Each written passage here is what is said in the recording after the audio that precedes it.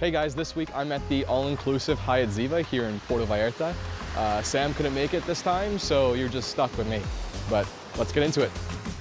We pre-booked transportation through the HYATT, which made for an easy turnaround from the airport to the resort. The drive took about 30 minutes, and once we arrived, we were greeted by a modern, tropical environment.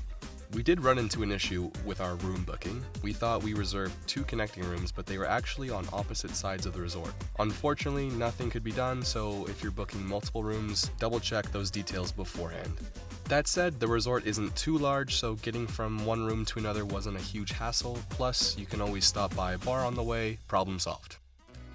We stayed in room 1105, which features 2 double beds with a nightstand and plenty of outlets. There's a nice sitting area, a decent-sized flat-screen TV, and plenty of closet and drawer space. Our coffee station sits above a fully stocked minibar as well. The bathroom is standard but well-designed with a toilet, double sinks, and a shower. The real highlight, though, was the view. Being on the first floor, we also had access to a shared pool right outside our patio. HYATT ZIVA has 4 swimming pools, including a kid-friendly one and a swim-up bar. There's also a large hot tub overlooking the bay, which is a great spot to relax. The beach area is another standout feature. It has tons of seating and is tucked into a secluded cove, with rocky cliffs on either side, making it feel private. That said, beach vendors do boat in daily, but they're not pushy at all if you're not interested. A nice touch is the washing stations at every entrance, something you don't always find at resorts. With 5 bars and lounges, drinks are never far away. Waiters also make rounds by the pools, so you don't even have to get up if you don't want to. The most notable bar, though, is Highlight's Sports Bar, which has plenty of games and seating both inside and outside. It's also open later than the other bars. I happened to be here during the Super Bowl 59, and they actually hosted a full dinner and drink experience. This did require pre-booking a day in advance for an extra charge, but it was still a great time. Right next to Highlights is the coffee bar, the cafe, where you can grab specialty coffee and snacks. But if you're boring like me, there's a self-serve station with regular coffee, so you don't have to mess around with the fancy stuff. Right underneath the cafe is the buffet, which is open daily for breakfast and lunch. For dinner, it's only available on Sundays, so on other nights you'll need to make reservations at one of the other restaurants. Right next to the buffet is the Melanzana, the resort's Italian restaurant.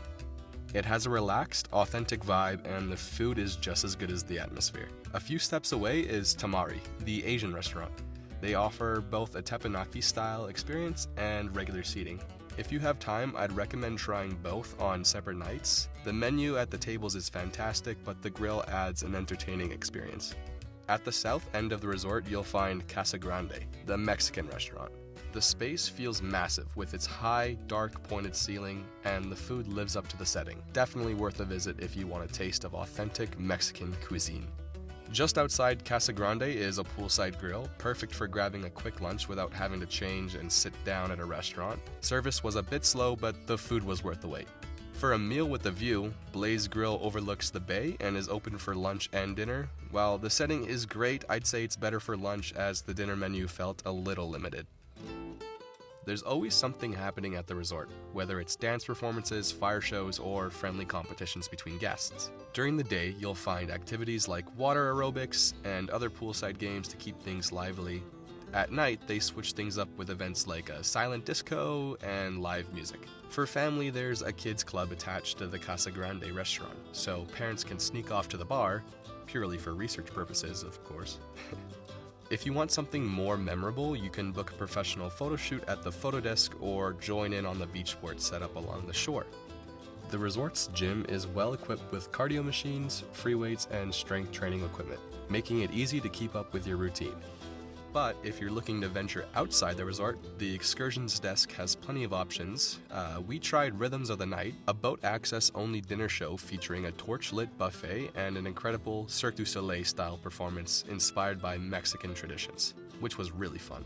Back at the resort, there are a few on-site stores where you can pick up pool toys, souvenirs, clothing, jewelry, and essentials, handy if you forget something or just want to bring back overpriced tequila.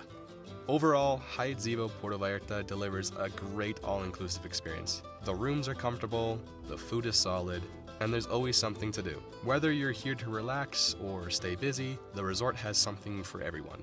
Would I come back? Absolutely. There is enough here that it would take a while for me to get tired of it. All right, thank you so much for joining me this week at the HYATT ZIVA, all-inclusive in Puerto Vallarta. I hope you enjoyed it, and we'll see you next time.